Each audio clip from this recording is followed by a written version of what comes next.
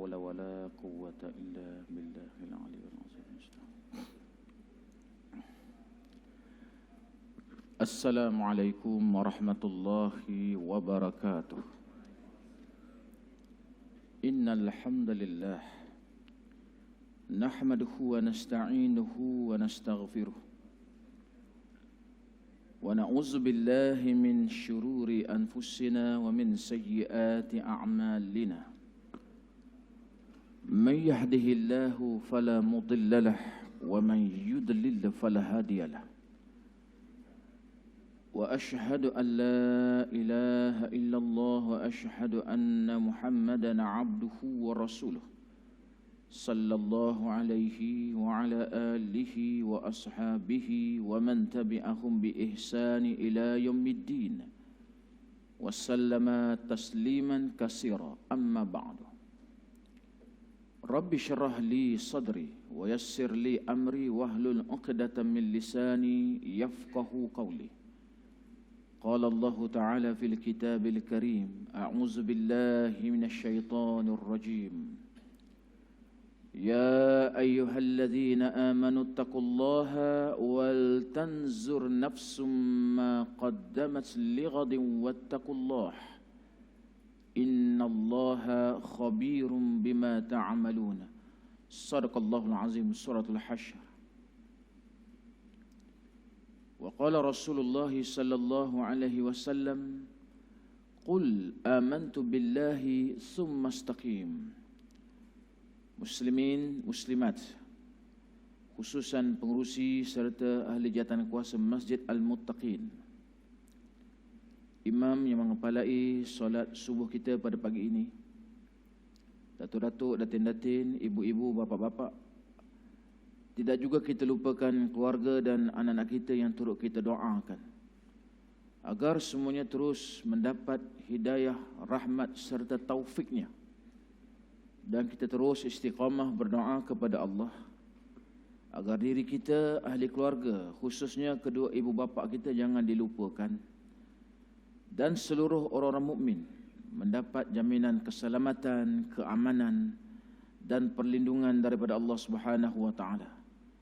Dan hasrat itu bukan sekadar di sini, kita mengharapkan berterusan sehingga yaumul mahsyar. Amin ya rabbal alamin. Seperti biasa, marilah sama-sama kita mulakan pertemuan pagi ini dengan saya ingatkan terlebih dahulu diri saya yang dhaif ini. Sama-samalah kita hadir dengan membetulkan niat. Wa qala Rasulullah sallallahu alaihi wasallam: innamal a'malu binniyat. Rasulullah SAW mengingatkan kita setiap amal seseorang itu akan dilihat apa niat yang ada di dalam hati masing-masing. Maka kita tanyalah diri kita, kenapa berada di sini di waktu ini? Saya hadir solat subuh berjemaah, kemudian duduk dalam majlis ilmu kerana Allah.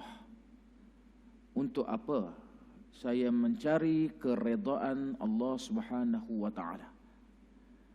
Semoga dengan niat yang betul menatijahkan amal dan kerja buat kita ini dilihat dan diterima sebagai amal soleh. Yang inilah yang menguntungkan kita di suatu hari yang namanya Yaumul Mahsyar.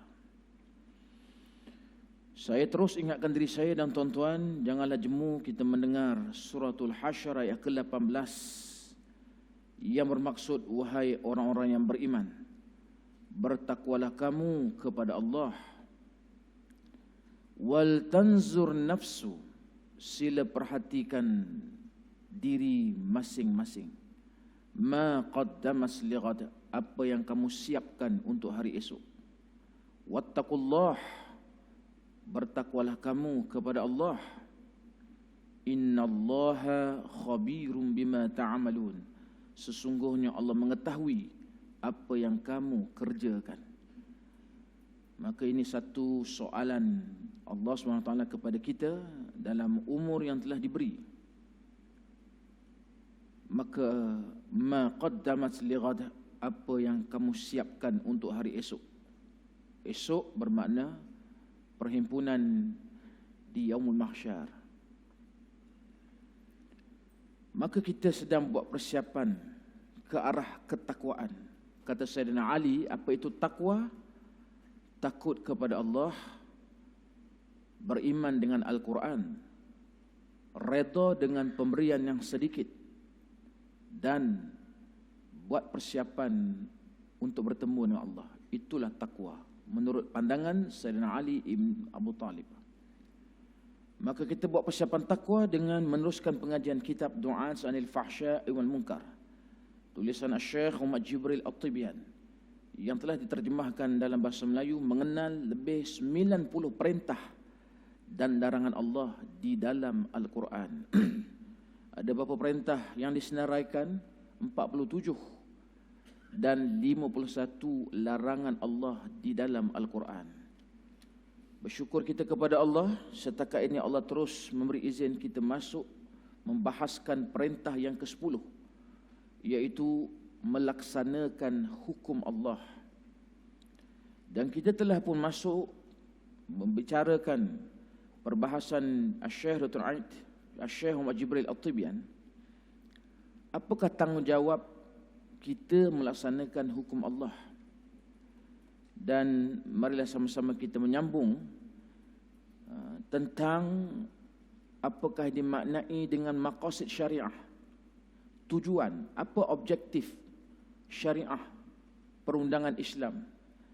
Maka kita telah pun masuk antara tujuan ataupun maksud pelaksanaan perundangan Islam itu, yang pertama hifzuddin, menjaga agama. Kedua, hifzun nafs, menjaga nyawa. Yang ini telah pun kita baca pada kuliah kita 27 hari bulan 5 yang lalu.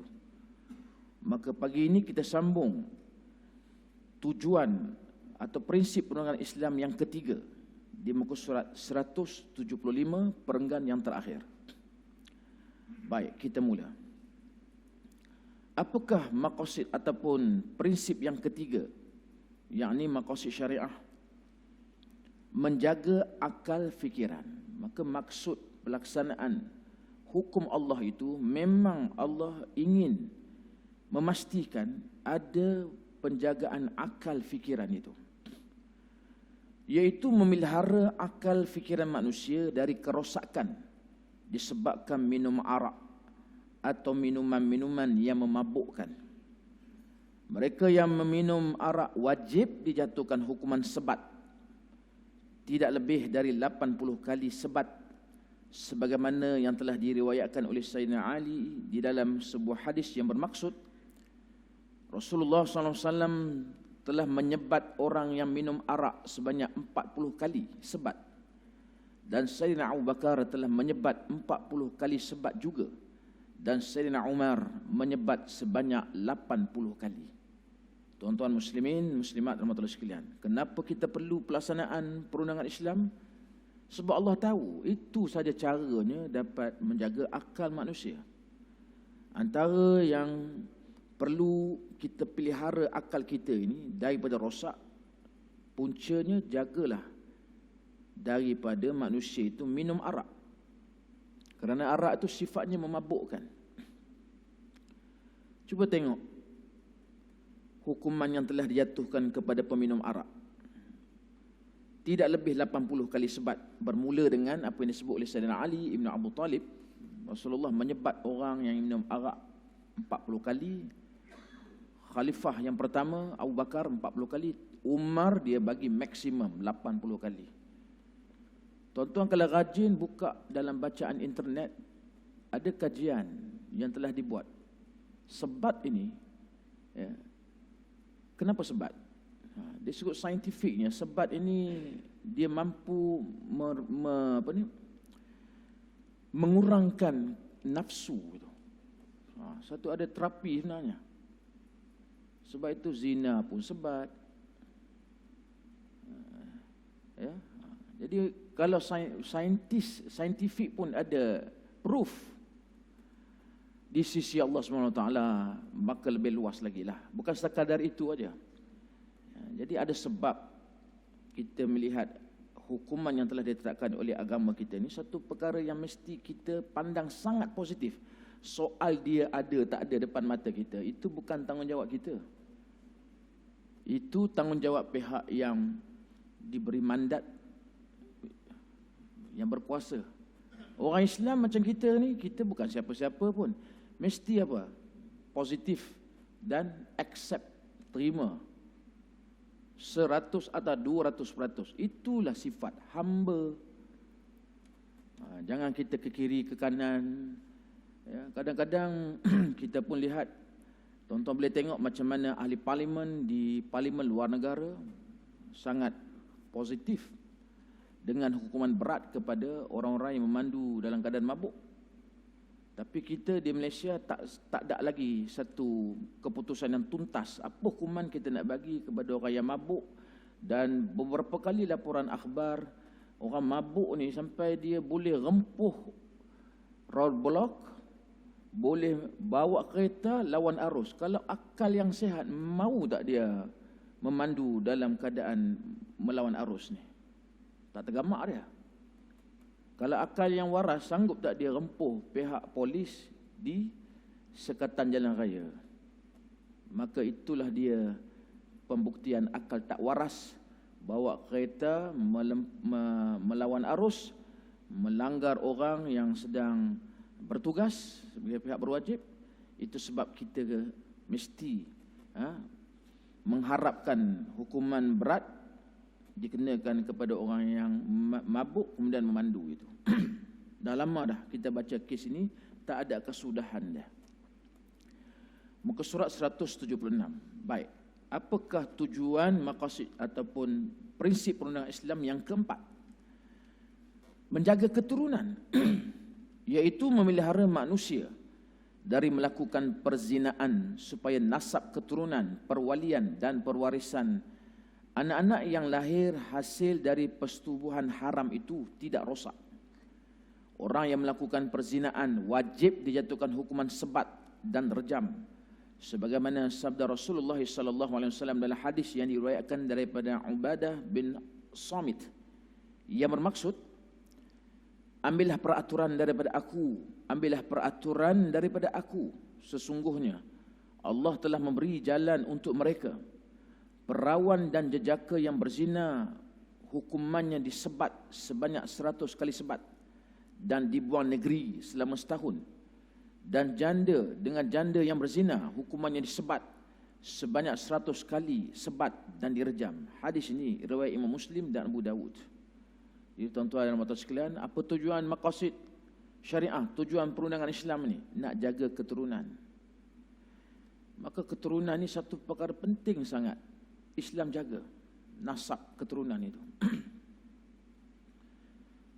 Negara-negara orang bukan Islam seperti di barat, keturunan telah berosak. Saya baca satu keratan akhbar, satu laporan, seorang lelaki berkahwin, kemudian dapat anak, berpisah. Setelah sekian lama, lelaki ini pun kematian atau bercerai dengan isterinya. Dalam usia lanjut, dia bertemu dengan satu orang perempuan lain, lalu berkahwin. Kemudian baru tahu perempuan yang dia kahwin itu anak dia. Dia kata ini perkahwinan yang sangat membahagiakan. Dah tahu anak dah. Barat. Dan ada anak dah. Jadi tajuk akhbar yang diberi, anak melahirkan cucu kepada bapa dia. Itu tajuk akhbar. Di barat, acceptable. Tak ada masalah.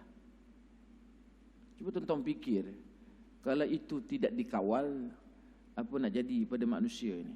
Ya, cukuplah cerita Allahyarham Tan Sri P. Ramlee, keluarga 69 pun dah pening kita dah. Nak panggil apa ni? Keluarga 69. Itu kira perkahwinan yang halal. Tapi itu peninglah. Kalau keturunan tak dijaga ni, lagi dahsyatlah kesan dia kepada manusia itu sendiri. Tuan-tuan muslimin, muslimat, sekalian. Sebab itu keturunan kita ni sangat penting dijaga. Terutamanya dalam bab halal haram perkahwinan dan sebagainya. Tak boleh buat main ni. Yang kelima, menjaga harta benda.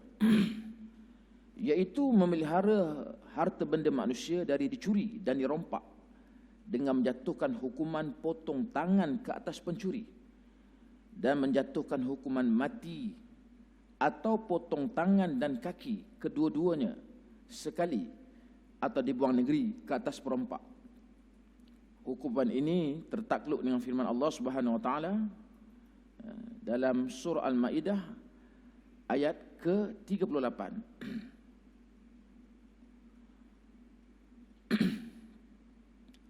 A'udzu billahi minasyaitonir rajim. Was-sariqu was-sariqatu faqta'u aydiyahuma jazaa'an bima kasabana kalam min Allah. Wallahu azizun hakim. Shadaqallahul azim. Suratul Maidah ayat ke-38 yang bermaksud was-sariqu was-sariqatu, dan orang lelaki yang mencuri dan orang perempuan yang mencuri, maka hukumnya faqta'u aydiyahuma, potonglah tangan mereka sebagai satu balasan dengan sebab apa yang mereka telah usahakan, juga sebagai suatu hukuman pencegah dari Allah. Dan ingatlah, Allah Maha berkuasa lagi Maha bijaksana. Suratul Maidah ayat ke-38. Yang ini telah dimomokkan oleh ramai orang. Walaupun kita tak dapat laksanakan, sekali lagi saya ingatkan diri saya dan tuan-tuan, janganlah kita buat ayat ini seloroh. Kalau nak makan sup tangan, pergi ke Kelantan. Itu satu kalimah yang keluar daripada seseorang satu ketika dahulu. Kalau nak makan sup tangan, pergi ke Kelantan. Masa tu Kelantan, dia sangat kuat isu pelaksanaan hudud satu ketika dahulu. Jadi isu hudud ni dia dipolemikkan dalam pilihan raya. Lain kali tuan-tuan kena ingat, yang dah lepas istighfar kita kepada Allah. Jangan main-main. Biarlah orang berpolitik menggunakan sentimen hudud tak hudud itu dan begini, kita pegang apa yang Nabi sebut. Waqala Rasulullah sallallahu alaihi wasallam, man kana yu'minu billahi wal yaumil akhir falyaqul khairan aw liyasmut. Kalau kamu beriman pada Allah dan percaya ada kebangkitan di hari akhirat, falyaqul khair, cakaplah yang baik, aw liyasmut, atau diam aja. Nanya kita besok ni, sebab kita nampak seperti kita gunakan itu satu sentimen untuk, ya mungkin untuk berpolitik, tapi rupa-rupanya dia kena straight kepada pemilik hukum itu. Besok kita juga yang akan menjawab di hadapan Allah Subhanahu Wa Taala. Sila hari bulan, tuan-tuan buka, tak payah jauh-jauh. Saya lihat tuan-tuan kalau buka balik Mustika Hadis, ini saya rasa jasa besar Tun Abdul Razak ni. Tun Abdul Razak ni salah satu benda yang dia urus dalam bab ilmu ni, bila dia mengumpulkan beberapa ilmuwan di tanah air, kumpulkan hadis-hadis, maka lahirlah beberapa jilid Mustika Hadis itu. Tuan-tuan kalau ada kitab Mustika Hadis ni, cuba buka reference kitab-kitab yang dia rujuk dan siapa ulama yang mengumpulkan hadis ini. Buka. Di dalam Mustika Hadis ni ada satu hadis, gugurnya Islam seseorang itu. Baca. Yang menghina azan, yang menghina hukum, buat seloroh, kena. Kalau kita buka hadis yang besar-besar kan mungkin kita rasa susah. Buka Mustika Hadis. Saya rasa tuan-tuan kalau kita baca Mustika Hadis mudah cukup memadai dah. Ini jasa Tun Abdul Razak ni. Tak terfikir kita waktu itu dia berbelanja di bawah jabatan, di bawah kementerian, mengeluarkan satu himpunan hadis-hadis yang sangat baik. Cuma kitab Mustika Hadis ni sudah mula tidak nampak di dalam masyarakat kita hari ini. Kena cari balik tu. Bukan cari maksud kita cari, maknanya kitab itu mesti dibawa ke tengah semula. Dia sangat mudah untuk difahami oleh orang-orang khususnya di negara kita. Bagus tu Mustika Hadis. Ya tuan-tuan dan puan sekalian, ambil ingatan, jangan kita main-main sama ada buat seloroh tentang potong tangan itu. Bahaya menunggu kita bila kita bertemu dengan Allah Subhanahu Wa Taala satu hari. Kenapa? Cuba tengok perenggan yang berikutnya. Kesan keengganan melaksanakan hukum Allah dapat dilihat dengan jelas di dalam ayat-ayat yang berikut dalam suratul Maidah. Bermula dengan suratul Maidah ayat ke-47, a'udzubillahi minasyaitonir rajim. Wa man lam yahkum bima anzalallahu faulaika humul fasiqun. Shadaqallahul azim. Dan sesiapa yang tidak menghukum dengan apa yang telah diturunkan Allah, maka mereka itulah orang-orang yang fasik. Satu. Suratul Maidah ayat ke-45. A'udzubillahi minasyaitonir rajim. Wa man lam yahkum bima anzalallahu faulaika humuz zalimun. Dan sesiapa yang tidak menghukum dengan apa yang telah diturunkan Allah, maka mereka itulah orang-orang yang zalim. Dan suratul Maidah ayat ke-44. A'udzubillahi minasyaitonir rajim. Wa man lam yahkum bima anzalallahu faulaika humul kafirun. Shadaqallahul azim. Yang bermaksud, dan sesiapa yang tidak menghukum dengan apa yang telah diturunkan Allah, yakni kerana mengingkarinya, mereka itulah orang-orang yang kafir. Tiga pangkat orang yang enggan melaksanakan hukum Allah ni. Satu, fasiqun, fasik, sentiasa berdosa. Zalimun, orang-orang zalim. Allah kata kamu zalim. Allah sebut dekat kita, zalim kamu. Allah sebut tu, bukan penceramah sebut. Yang paling takut yang ketiga ni. Faulaika humul kafirun, mereka itulah orang kafir, ya. Tidak berhukum dengan hukum Allah itu kerana engkar. Itu kita tak tahu niat orang. Saya dah sebut pada tuan-tuan, pelaksanaan hukum syariah agak sukar di Malaysia ni sebab perlembagaan perlu dipindah. Maka pindaan perlembagaan kena berlaku dulu baru boleh bincang seterusnya. Bukan mudah nak pindah. Pindah tu bukan di kedai kopi, di parlimen lah. Jadi bila kita lihat ada sebahagian kenyataan, kenapa tak buat hukum syariah? Sebab proses itu yang menghalang. Selamat lagi insya-Allah. Tetapi kalau kenapa tak laksana? Ini hukuman lapuk. Ini sudah outdated. Ini zaman Nabi bolehlah. Wallahu alam. Jaga baik-baik dengan faulaika humul kafirun itu. Kafir. Jadi pelaksanaan hari ini pasal apa? Kita pun mungkin pengamal undang-undang, mungkin orang-orang yang duduk di tempat-tempat tertentu sukar, kena ambil masa, kena bincang dalam parlimen. Technically dia tu, itu maaf lagi. Maaf lagi yang itu. Tapi kalau buat main-main, ini mana sesuai dalam konteks masyarakat majmuk di Malaysia. Saya baca contoh. Ada orang bukan Islam lebih baik pemahamannya daripada kita. Lebih baik pemahamannya daripada kita. Kalau nak dengar awal pun saya bagi awal lah. Mungkin tak sempat. Kita bukan tahu nyawa kita ni. Kan belum tamat kuliah. Kok saya meninggal pula kan dalam kuliah ni. Tak ada nak baca. Mari kita baca awal sikit. Tuan-tuan boleh semak kenyataan ini pada tarikh 26 hari bulan baru. Ini the latest statement. Bukan tahun sudah punya. 26 hari bulan 5 baru ni. Saya baca satu kenyataan yang dikeluarkan oleh siapa? Dr. Shamsir Singh.